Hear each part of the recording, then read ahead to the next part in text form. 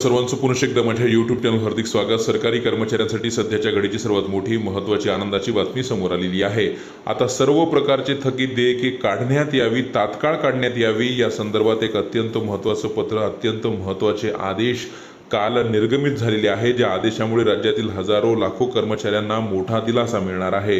काय ते संपूर्ण आदेश आहे, कोणत्या कर्मचाऱ्यांसाठी आहे, कोणती ती थकबाकी यांना दिली जाणार आहे, या संदर्भातला हा अत्यंत महत्त्वाचा व्हिडिओ आहे।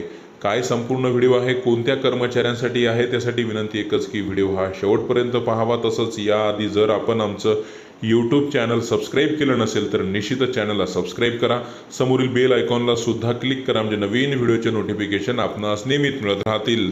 बऱ्याच सरकारी कर्मचाऱ्यांचे वेगवेगळे बिलं हे थकीत आहेत आणि ते थकीत बिलं अद्याप त्या कर्मचाऱ्यांना मिळालेले नाहीत।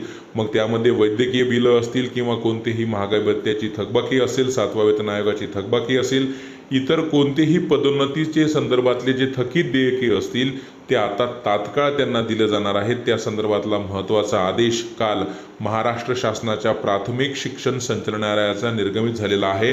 विषय जो आहे तो अत्यंत महत्त्वाचा आहे। थकीत वेतन शालार्थ प्रणालीद्वारे ऑनलाईन सादर करण्याबाबतचा हा संपूर्ण शासन आदेश आहे। राज्यातील सर्व शिक्षकांसाठी ही निश्चितच आनंदाची बातमी आहे। त्यांचे जे कोणते थकीत प्रलंबित देयके असतील ते देयके आता शालार्थ प्रणालीवर ऑनलाईन सादर करण्याच्या सूचना देण्यात आलेल्या आहे। जसं की आपण स्क्रीनवर पाहतात, प्रति माननीय विभागीय शिक्षण उपसंचालक सर्व, शिक्षणाधिकारी प्राथमिक जिल्हा परिषद सर्व, अधीक्षक वेतन व भविष्य निर्वाह निधी पथक प्राथमिक सर्व यांच्या प्रति हे पत्र आहे। पत्राचा विषय अत्यंत महत्त्वाचा आहे। राज्य शासनाकडे जे कोणते प्रलंबित देयके शिक्षकांचे बाकी असतील तर ते देयके आता शालार्थ प्रणालीमार्फत ऑनलाईन सादर करण्याच्या सूचना या पत्रकानुसार देण्यात आलेल्या आहे।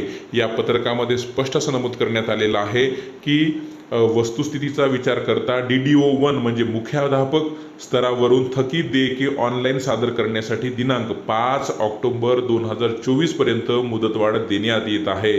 त्यामुळे ज्या राज्यातील ज्या शिक्षकांचे इतर कोणतेही देयके प्रलंबित असतील, ज्यामध्ये महागाई भत्त्याचे असेल, पदोन्नतीचे असेल, त्यानंतर 7व्या वेतन आयोगाचे असतील, त्यानंतर वरिष्ठ वेतन श्रेणीचे कोणतेही देयके, वैद्यकीय देयके असतील, हे जर प्रलंबित असतील तर अशी सर्व देयके आता DDO1च्या माध्यमातून, DDO1च्या खात्यावरनं 5 ऑक्टोबर 2024 पर्यंत ऑनलाईन शालार्थ प्रणालीवरनं सादर करण्याच्या सूचना देण्यात आलेल्या आहे। आणि 5 ऑक्टोबरपर्यंत जर हे ऑनलाईन देयके सादर न गेल्यास 24-25 या आर्थिक वर्षात पुढे सुद्धा हे देयके कोणत्याही शिक्षकेतर कर्मचाऱ्यांना मिळणार नाही, असा हा महत्त्वाचा आदेश माननीय शिक्षण संचालक प्राथमिक यांचा काल निर्गमित झालेला आहे।